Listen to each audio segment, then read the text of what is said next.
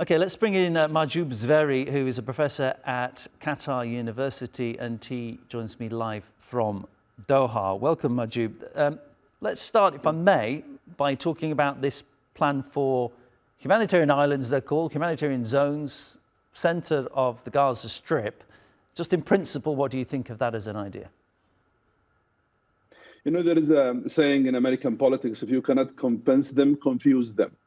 So what they are doing now, they are confusing basically the global and the public and all and everywhere in this world. This project costs around $35 million.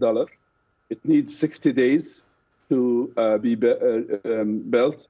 However, as you shown on the map, that there are 7 already cross points ready, open. They need 2 things. One, they need trucks to go in, and they need security inside Gaza to make sure that those aid can go to the right people in the right time, and make sure that the roads are open and other logistic things. It is very interesting to talk about this project, considering the fact that it needs 60 days, according to the American and the Europeans. And if you do a very simple calculation, considering the average killing and injured every day in Gaza, by ending this project, there will be around 15,000 Palestinians in Gaza will be killed, and more than 28,000 Palestinians will be injured. So that's a very, very, very I would say disappointing project, considering also the fact that it came after 31,000 Palestinians were killed and around 70+ thousand Palestinians were injured. And I'm not sure that where this will lead the situation in Gaza after all of this killing. Gosh, I'm trying not to be cynical, but when you look at the facts, it's kind of hard to not be. If you look at the fact that Israel said to 1 million+ Palestinians, go to Rafah, that's your safe place. Palestinians have still died there. Now they're saying, go somewhere else where you already were. Some of you at some point, you'll be safe there. But Palestinians surely are going to look around and say, well, some of us are dying in the Rafah. Aid workers are being killed. People queuing up to get food are being killed. Why would they believe that they would be safe anywhere? There was no safe. From day one, they said those people in Gaza, 2.4 people, they are an animal. They called human animals. They called them. The minister of war in Israel said that they no food, no water, no electricity. He and his team, they defined this kind of situation. There is no way can one accept any kind of reaction from them. They already demonized those people. They dehumanized them, and now they debate about very silly things. And all of those, argument about, areas are safe.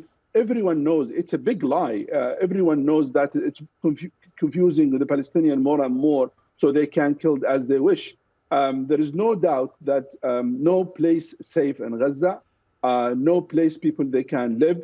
Those who cannot be killed by the bombardment, they will be killed by starvation. So every place in Gaza basically says the death is existing there.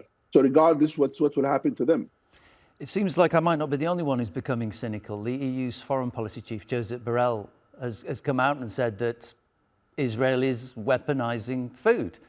If even he says that, how is it that democratic nations have taken more than 5 months to do something to help with that food crisis? My friend, it's a cultural issue. People that say it politics, I see it as a cultural issue. They demonize the Palestinians. They look at them as evil, and they did not allow themselves in the West, in the United States, to see what's happening as a human crisis. And as long as this culture exists, it will be short-term change. What the West, what the European, even Borrell, by the way, there is a very interesting comment by a journalist, is Borrell has become very brave in Israel because he's finishing his term in EU. So he started to criticize Israel. If he lost his position, he would not be tough as he now.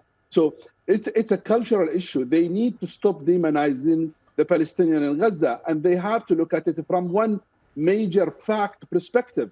This area isn't occupied by the Israelis. Israelis obliged by international law to get food, to get water, to get medicine into Gaza. And if they haven't done this, they are basically contributing to the genocide. That is the fact. International law says this. If they don't want to accept international law, it's better to close all of international law departments and all universities, and we go to the law where basically who has the power, he can impose his rules.